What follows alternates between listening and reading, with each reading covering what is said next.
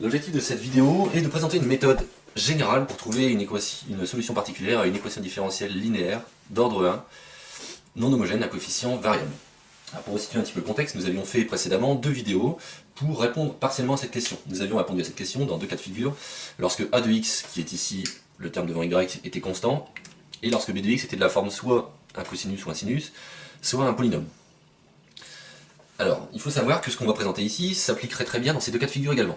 Mais nous avons préféré présenter une autre méthodologie dans ces deux cas de figure, pour la raison que cette méthode devient assez fastidieuse dans ces deux cas de figure. Elle est plus compliquée en fait que les méthodes qui ont été présentées. Donc elle peut s'appliquer, mais elle est plus compliquée. Donc il faut le savoir.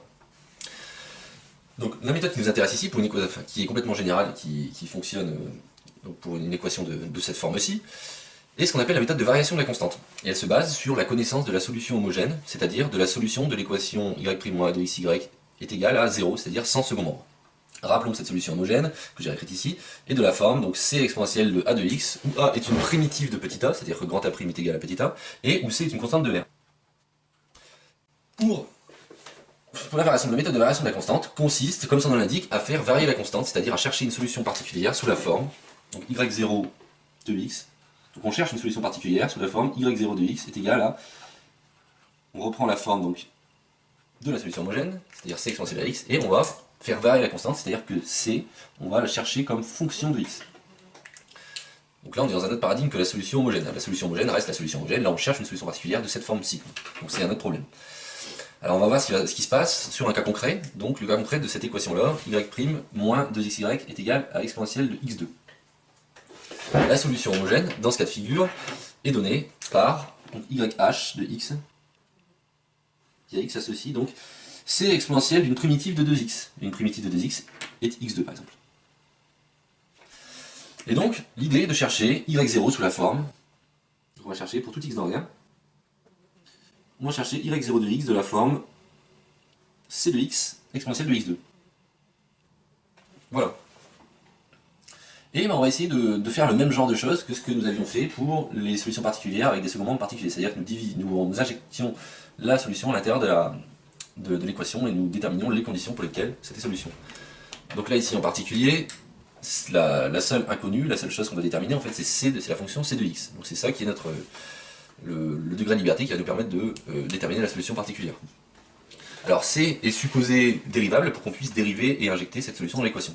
Et donc comme ce que nous avions fait précédemment, nous allons calculer y0' de x, sachant que la fonction est un produit de fonction dérivable. y0' de x, comme c est dépendant de x, ça devient donc dérivé d'un produit, c'est-à-dire u'v, donc c' de x exponentielle x2, plus uv', c'est-à-dire c de x fois 2x fois exponentielle de x2. Voilà. Et ben nous allons faire ce que nous avons l'habitude de faire, c'est-à-dire nous intéresser à ce que donne y0' moins 2xy0. Donc on met le coefficient 2x devant, et on regarde ce que donne l'équation. Dans la partie gauche, y0' de x moins 2xy0 de x est censé être égal à exponentielle de x2. Dans la partie droite, qu'est-ce qui va se passer? Alors premièrement, y0', ce terme-là va rester. Donc on a c' de x exponentielle de x2. Et qu'est-ce qui se passe lorsqu'on fait y0', c'est-à-dire ce terme-là, moins 2x fois y0 de x? Ce qui va se passer, c'est que ces deux termes-là, ils vont se simplifier, parce qu'on a exactement les mêmes. Si bien que, à l'arrivée, on obtient que c' de x va être égal à 1. Pourquoi? Parce qu'on peut diviser par exponentielle de x2 des deux côtés, étant donné que l'exponentielle est toujours strictement positive, elle ne s'annule jamais. Donc c' de x est égal à 1. Et ce, quel que soit x dans R. Donc, c de x, ça va être quelque chose, ça va être une primitive de 1. Et donc, on peut choisir par exemple, choisissons c de x est égal à x. Et donc on obtient une solution particulière, qui est y0, qui à x va associer c de x, c'est-à-dire x, fois exponentielle de x2, est une solution particulière.